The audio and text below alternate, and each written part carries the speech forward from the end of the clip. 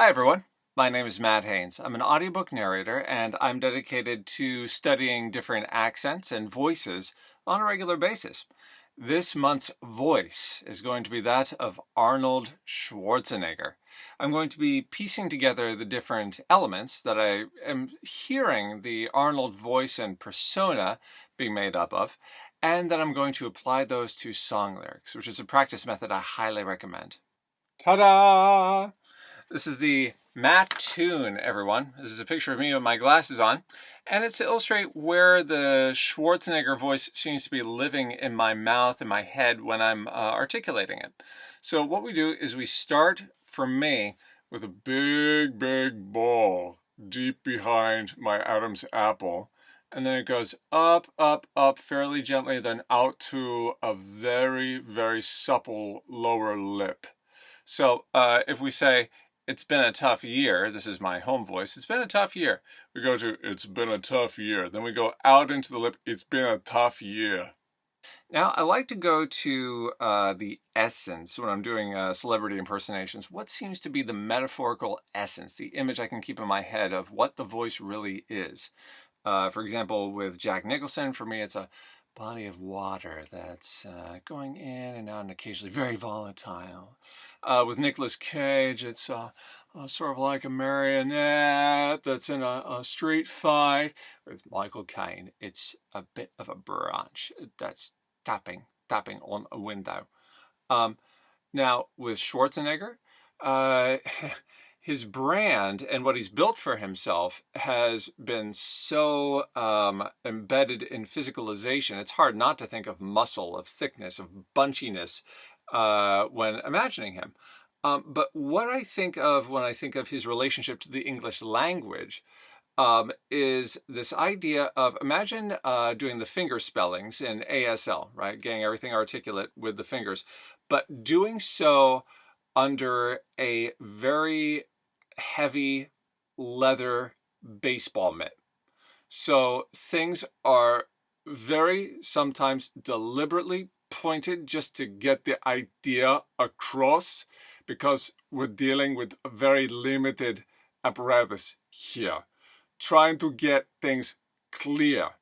But also sometimes just abandoning articulation, because there's only so much I can do with this equipment, you know.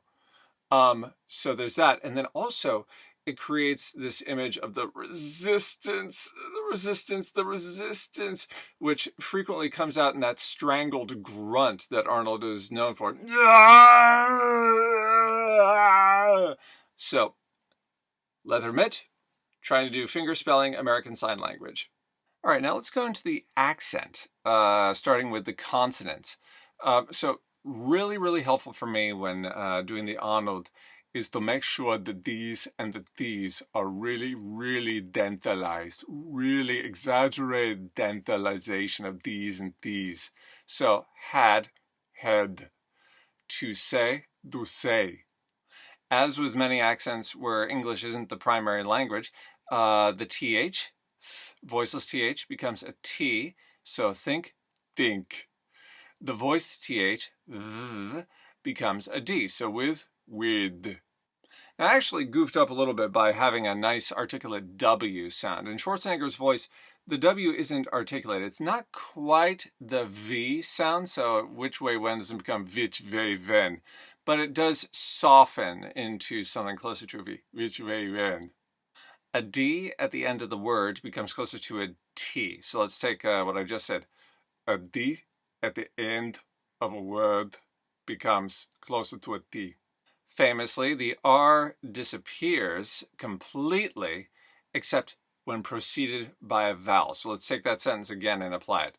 The R disappears completely except when preceded by a vowel.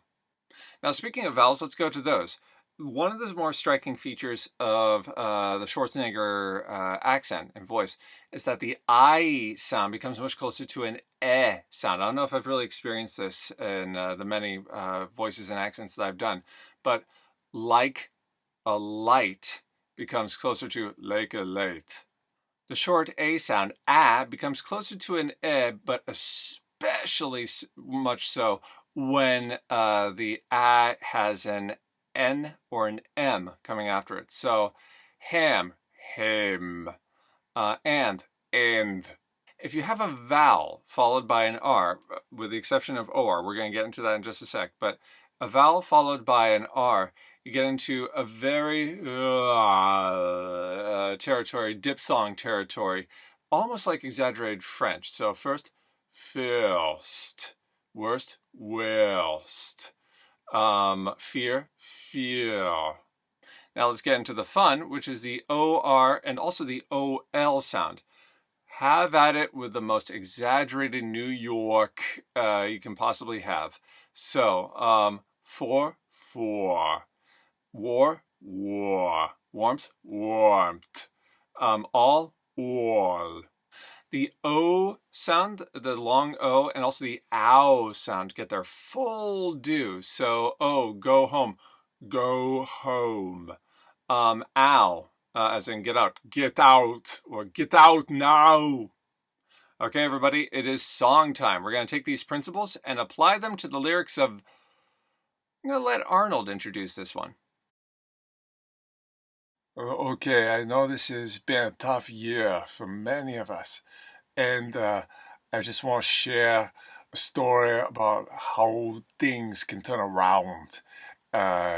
So this is a story of a young person who was brought up to be thought of as a loser, but when times got tough, he rose above the herd. It goes like this.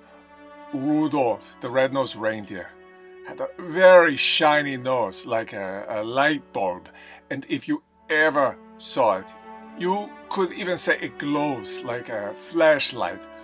All of the other reindeer used to laugh and call him names like Pinocchio. They never let poor Rudolph join in any reindeer games like Monopoly. Then, one foggy Christmas Eve, Santa came to say, "Rudolph, with your nose so bright, won't you get my sleigh tonight?" Then how the reindeer loved him, and they shouted out with glee, "Yippee! Rudolph, the red-nosed reindeer! You'll go down in history like Columbus!" Or maybe someone a little less controversial. Rudolph, the red-nosed reindeer! You'll go down in history like Richard Nixon! Well, maybe not him either. I think I need to brainstorm a bit about this. Give me a minute, I'll be back. And that was Rudolph the Red-Nosed Reindeer, with music by Kevin MacLeod, who gives his stuff out royalty-free, public domain.